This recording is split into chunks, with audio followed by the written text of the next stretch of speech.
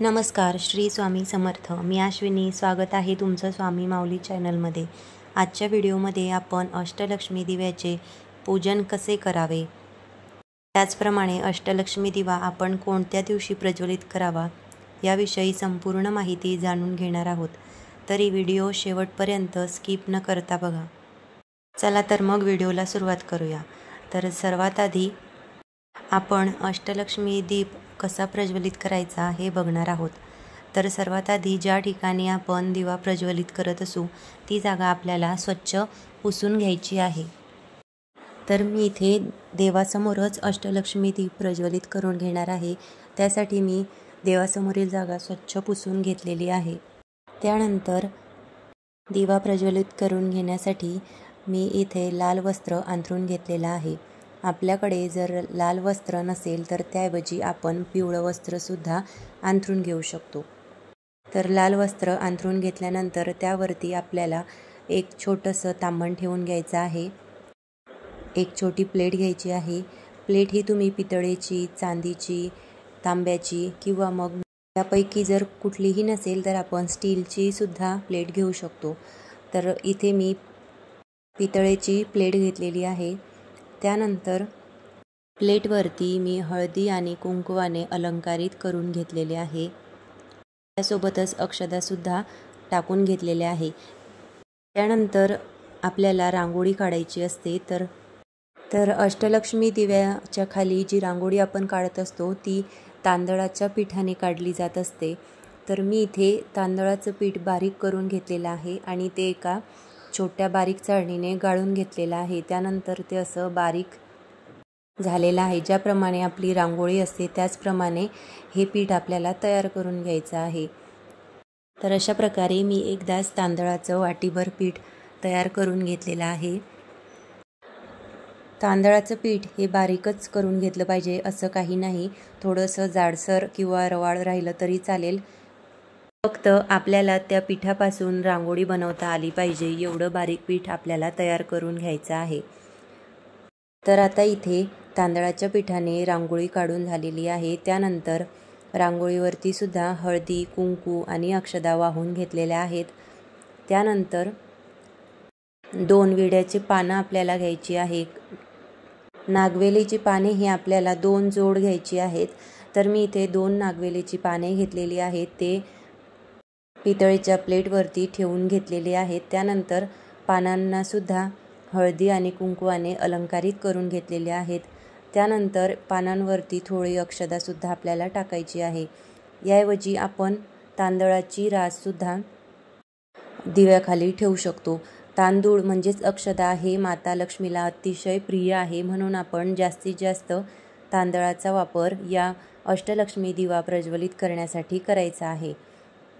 तर आपण आपल्या इच्छेनुसार तांदळाची रास किंवा मग थोडे चिमूटभर तांदूळ टाकून सुद्धा अष्टलक्ष्मी दिवा प्रज्वलित करून घेऊ शकतो. तर अष्टलक्ष्मी दिवा प्रज्वलित करून घेण्यासाठी मी इथे दिव्याला सर्व बाजूनी हळद लावून घेतलेली आहे. हळद ही मी ओली करून घेतलेली आहे. आपल्याला 1 चम्मच हळद घ्यायची आहे आणि त्यामध्ये थोडं गुलाबजल मिक्स करून घ्यायचं आहे आणि त्यानंतर आवश्यकतेनुसार त्यामध्ये थोडे पाणीसुद्धा टाकून घ्यायचे आहे. त्यानंतर आपल्या हळदीचं लेपन ज्याप्रमाणे आपण उंबरठ्यावरती करतो तशीच ओली हळद आपल्याला करून घ्यायची आहे. तर इथे मी ओली हळद केलेली आहे आणि हळद ही दिव्याला लावून झालेली आहे. त्यानंतर दिव्यामध्ये जे अष्टलक्ष्मी आहे त्यासोबतच जे गणपती बाप्पा आहेत त्यांच्यासुद्धा मूर्तीला हळदी आणि कुंकवाने आपल्याला अलंकारित करून घ्यायचे आहे.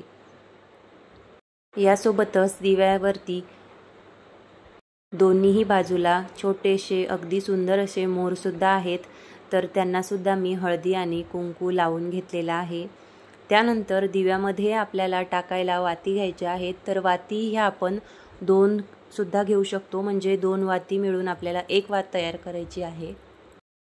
किंवा मग त्याऐवजी ज्याप्रमाणे आपण ज्यावेळेस मी अष्टलक्ष्मी दिवा पहिल्यांदा प्रज्वलित केला होता त्यावेळेस मी वातींपासून अष्टदल तयार केलेले होते.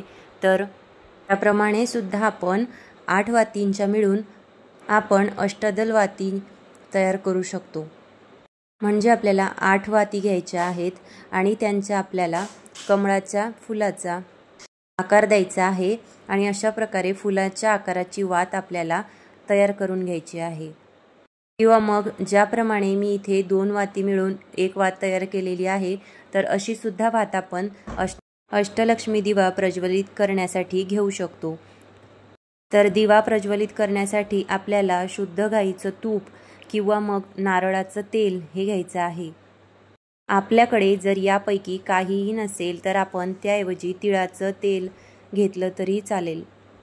तर अष्टलक्ष्मी दिवा हा आपण शुक्रवारी, मंगळवारी किंवा मग पौर्णिमेला जर अष्टलक्ष्मी दिवा आपण खरेदी करत असू तर अतिशय उत्तम।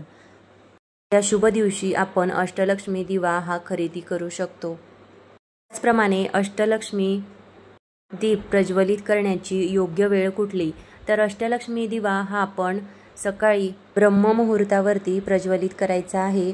त्यासोबतच सायंकाळी ज्यावेळेस आपण दिवे लावतो त्यावेळेस सुद्धा आपण अष्टलक्ष्मी दिवा पूजन करू शकतो। तर अष्टलक्ष्मी दिवा हा आपण सकाळी 4 ते 6 या दरम्यान प्रज्वलित करायचा आहे।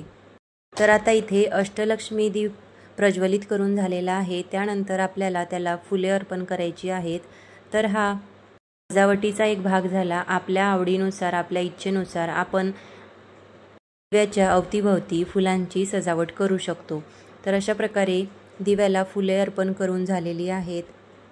अष्टलक्ष्मी दीप प्रज्वलित करण्याचे अनेक असे फायदे आहेत। अष्टलक्ष्मी दीप प्रज्वलित केल्याने आपल्या घरामध्ये सकारात्मक ऊर्जेचा वास होतो। अशा प्रकारे जर आपण या अष्टलक्ष्मी दिव्याचे म्हणजेच कामाक्षी दिव्याचे योग्यरित्या पूजन केले तर आपल्याला त्याचे विशेष फल मिळते।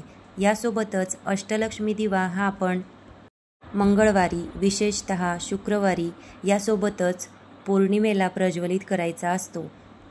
अष्टलक्ष्मी म्हणजे हे माता लक्ष्मीचे 8 रूपे आहेत, ज्यांना एकत्रितपणे आपण अष्टलक्ष्मी असे म्हणतो। माता अष्टलक्ष्मीचे प्रत्येक रूप हे वेगवेगळ्या प्रकारच्या समृद्धीचे प्रतिनिधित्व करतात। अष्टलक्ष्मीची पूजा केल्याने धन, धान्य, वैभव, संपत्ती, यश, धैर्य, ज्ञान, संतती यांसारख्या जीवनातील विविध पैलूंमध्ये समृद्धी येते। अष्टलक्ष्मी म्हणजे आदिलक्ष्मी, धैर्यलक्ष्मी, संतानलक्ष्मी, विद्यालक्ष्मी, धान्यलक्ष्मी, गजलक्ष्मी, विजयलक्ष्मी आणि धनलक्ष्मी अशा प्रकारच्या लक्ष्मीच्या 8 रूपांचे पूजन केल्यास आपल्या जीवनामध्ये समृद्धी येते। तर अशा प्रकारचे अष्टलक्ष्मी दीपपूजन आपण हे प्रत्येक शुक्रवारी, त्याचप्रमाणे प्रत्येक मंगळवारी आणि महिन्यातील येणाऱ्या प्रत्येक पौर्णिमेला आपण करायचे असते। जर आपल्याला प्रत्येक पौर्णिमेला अष्टलक्ष्मी दीपपूजन करणे शक्य होत नसेल तर आपण महिन्यातील येणाऱ्या प्रत्येक पौर्णिमेला अष्टलक्ष्मी दिव्याचे पूजन नक्की करावे। जर तुम्ही पहिल्यांदा अष्टलक्ष्मी दीप घरी घेऊन येत असाल तर तो घरी आणल्यानंतर आपल्याला स्वच्छ धुवून घ्यायचा आहे। त्यानंतर ज्यावेळेस आपण तो प्रज्वलित करू तर घरी आणल्यानंतर पहिल्या 40 दिवस आपल्याला त्याची रोज अशाच प्रमाणे पूजा करायची आहे। त्यानंतर आपण प्रत्येक मंगळवारी किंवा शुक्रवारी किंवा मग पौर्णिमेला या अष्टलक्ष्मी दिव्याचे पूजन हे करू शकतो। तर अशा प्रकारच्या अष्टलक्ष्मी दिव्याचे पूजन आपण आवर्जून करा, आपल्याला याचा नक्कीच लाभ होईल। कसा वाटला तुम्हाला आजचा हा व्हिडिओ हे मला कमेंट करून नक्की सांगा। आणि तुम्ही जर चॅनलवरती नवीन असाल तर चॅनलला लाईक, शेअर आणि सबस्क्राईब नक्की करा। परत भेटूया अशाच एका नवीन माहितीसोबत। तोपर्यंत श्री स्वामी समर्थ।